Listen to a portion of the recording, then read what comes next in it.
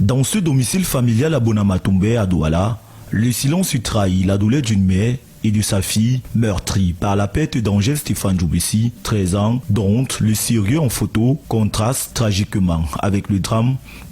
Comme on a cassé son cou, lui a enterré au sol. Lui a pu tout son front comme ça était fracassé. Parti à l'école mercredi, Angèle disparaît le lendemain. Il est retrouvé enterré près de chez lui, dans cette maison de fortune. Son cousin de 20 ans est le principal suspect, plongeant la famille dans l'incompréhensible. On est dépassé, et plus encore, lorsque nous avons su que c'est notre propre cousin. Un drame de plus, le suspect, déjà impliqué dans la mort d'Audrey Wengang, 23 ans, replonge la communauté dans l'horreur. L'enquête menée nous a permis d'interpeller le mis en cause, qui n'est rien d'autre que le nommé Sombouk Armstrong, âgé de 20 ans, et qui est le cousin de la victime. Et un peu plus tard, lorsque nous avons encore approfondi cette enquête, nous a mis sur la piste d'une enquête que nous avions déjà dans nos unités, celle de la nommée Wengang Audrey, âgée de 23 ans, dont le corps sans vie avait été retrouvé dans un immeuble. La dépouille d'Angèle repose à la morgue. La famille, dévastée, attend l'autorisation des autorités pour préparer les funérailles de l'adolescent. Ok, le Cameroun toujours, là c'est un peu sérieux, un peu plus sérieux. Ça parle de kidnapping. Il faut que je détaille un peu certaines choses. Ceux qui sont ici avec moi depuis 2018, je parle de kidnapping. Le premier kidnapping que j'exprime, c'est en 2018. On est en juillet 2018, que j'exprime les phénomènes de kidnapping qui auront lieu.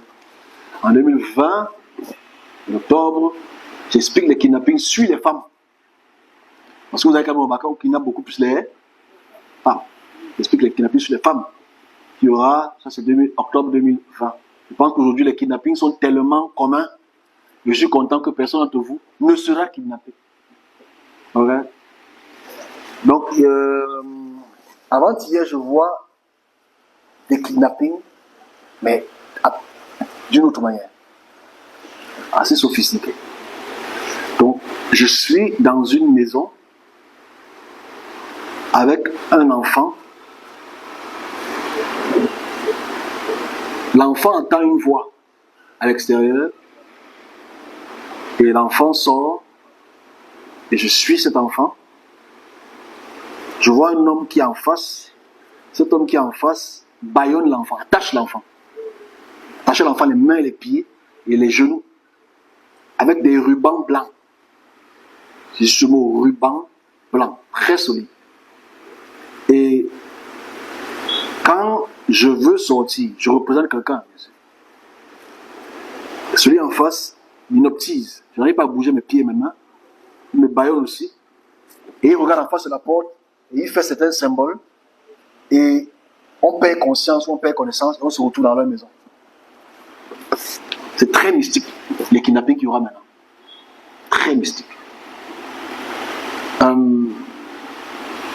Et les personnes criaient sans aide. Ils s'agissent à deux. Il y a un qui est derrière la porte, celui qui est en face de la porte. Ok? Donc ce sera les kidnappings qu'on fera dans les maisons en général. Ok? Donc il faut que les gens fassent attention. Très très attention parce qu'il est très probable que ce kidnapping très mystique puisse amener des crimes rituels, des ventes d'organes, etc. Donc soyez prêts. Et vous beaucoup prier parce que c'est mystique. Imagine-toi que tu as une maison qui est priée, c'est possible que ça puisse être arrêté. Donc ça c'est pour les kidnappings.